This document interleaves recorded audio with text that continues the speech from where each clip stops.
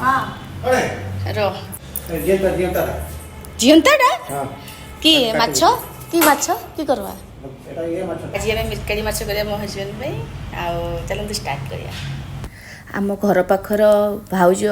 से कौन पाई सुइसाइड करले आज मुझे गोटे रियल स्टोरी विषय कहबी से पचे ये वीडियो शुणिला से कौन कहे कौन नहीं मुझे जानी किंतु मु रियल स्टोरी कथा कहीदे कम से कम लोक मैंने भी तो जानतु कौन पे से सुइसाइड करते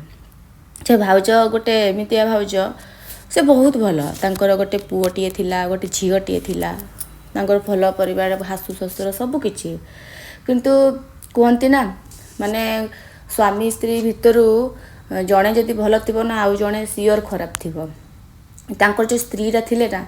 से बहुत भल माने कहते गले गोटे साइड्रु से गोटे प्रतिव्रता नारी गोटे टाइप्र थिले है आउ तांकर अपोजिट जो तांको हजबैंड जो थिले सी गोटे अड टाइप्र जमती अन्य को खराब दृष्टि माने अन्य को माने से तांकु तो बाहा हेले छुआ पिला है सब किछि हैला किंतु से अपोजिट साइड रे आउ जन को भी गोटे झील को भल पाउतले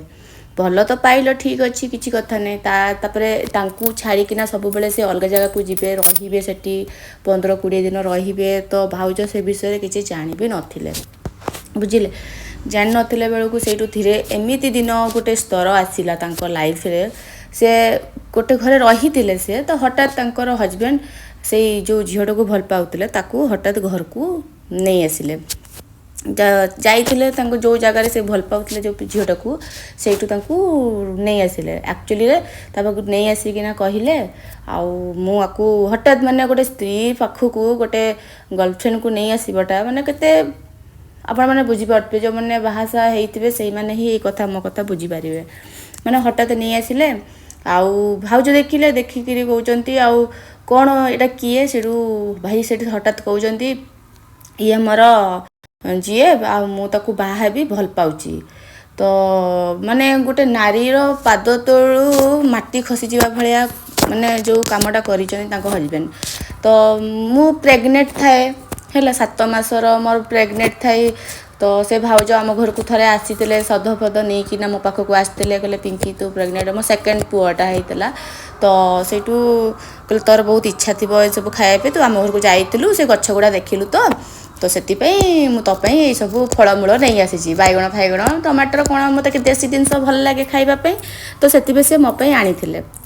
सेटा ही सहित मोर लास्ट मीट थिला लाइफ रे आउ मीट करा हेनी तांकू मु से मरी भी गले मु तांकू देखि पारलिनी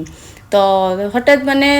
तापर जते बेले से भितरे से घटना तांकर घटी सारिची तो नहीं कि तो पळेइले तो सेई कथा से काहाकू कहि पारु नथिले भितरु माने गोटे स्त्री गोटे काहाकू तो गोटे सांग दरकार ना सांग से पाइलेनी से काहाकू कहि पारलेनी केमितिया कोन तो मते सेठी कोन मते जते सधनी कास्ट मते कहउचंती भगवान करंतु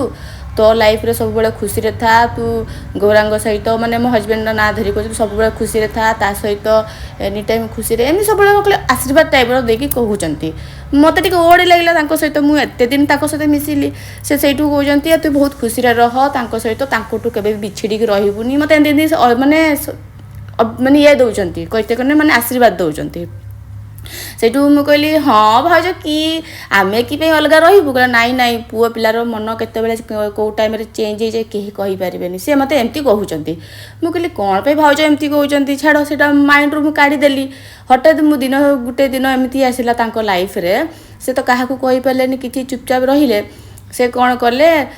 डिसाइड नहीं मन मन सुइसाइड करने से कौन कले हजबैंड छुआ पिला सबू भाई जिते बड़े आसते से ये पुनईकि तो छाड़िया पड़े से जो दिन घर को आसिले पुओ झील सब स्कूल जाइंट झील आलू भजा रुटी करके रखी सबू किसी कम सारिकी जिते प्रॉपर्टी कागज पत्र जिते जहाँ अच्छी सबूरे साइन मारदे सब भाई ना करदे है आउ जो सुदशा व्रत जो करते से व्रत भी खोलिकी भी से सामने रखीदे बुझे सब खोली खुला कि सबू रेडी कर रखीदे जमी मु मला पर कहीं हैरान न हो बोली से कौन कले डोर कबाट बंद कर देकी ना गोटे बाथरूमटा अच्छी बाथरूम जो आम छात उपर गोटे माने जमती कि दली फली टांगिला बेलू थाएनि ଲୁହାଟା ସେଇଠି କ'ଣ କରେ ବାଥରୁମ୍ରେ ପୁରା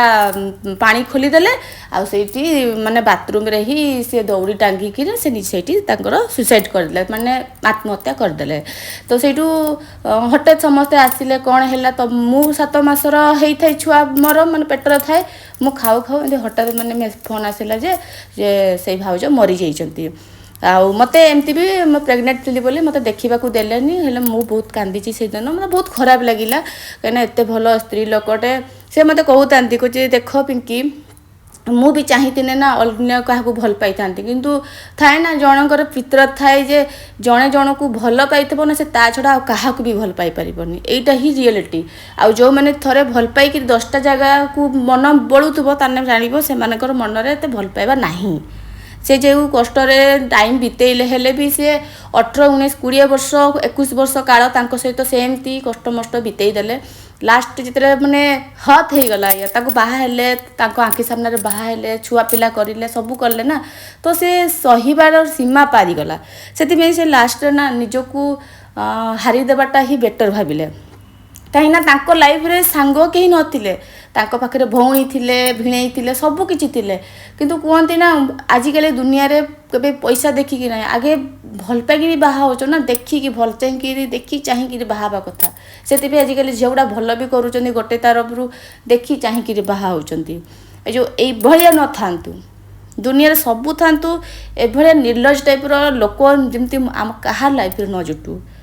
ସେତିକି ଭଗବାନଙ୍କୁ ଡାକେ, କାହିଁକିନା ଏଭଳିଆ ପୁରୁଷକୁ ବାହା ହେବା ସହିତ ନା ସୁଇସାଇଡ଼୍ କରିକି ମରିଯିବାଟା ହିଁ ବେଷ୍ଟ ମୋ ମତରେ। ଆଉ ଆପଣମାନେ କହିବେ ଛୁଆ ପିଲା ତ ତାଙ୍କର ଅନାଥ ହେଇଗଲା ଭଳିଆ ତ ହେଇ ତ ଗଲେ, କାହିଁକିନା ଛୁଆ ପିଲାକୁ ବି ଧରିକି ଚଳି ହୁଏ, କିନ୍ତୁ ଯେତେ ଯାହା ହେଲେ ଗୋଟେ ନାରୀ ସିଏ ୟାର, ସ୍ୱାମୀ ବିନା ସେ କେମିତି ରହିବ ଲାଇଫ୍ଟା। ସେ ମାନେ ଗୋଟେ ସ୍ୱାମୀ ମରିଗଲେ ଗୋଟେ କଥା, ଅଲଗା କଥା ହେଉଛି ସେ ବଞ୍ଚି ଥାଉ ଯେ ତାଙ୍କ ସାମ୍ନାରେ ଆଉ ଜଣକୁ ବାହା ହେବା। ଗୋଟେ ସ୍ତ୍ରୀ କେବେ ବି ଆଉ ଗୋଟେ ମାନେ ଜଣକୁ ବାହା ହେଇକି ଆସିବ, ନିଜ ଭଲ ପାଇବାକୁ ବାଣ୍ଟିବାଟା ମାନେ ଏତେ ସହଜ କଥା ନୁହଁ। କହିତେ ଗଲେ ବହୁତ କଷ୍ଟ। ଆପଣମାନେ କମେଣ୍ଟରେ କୁହନ୍ତୁ।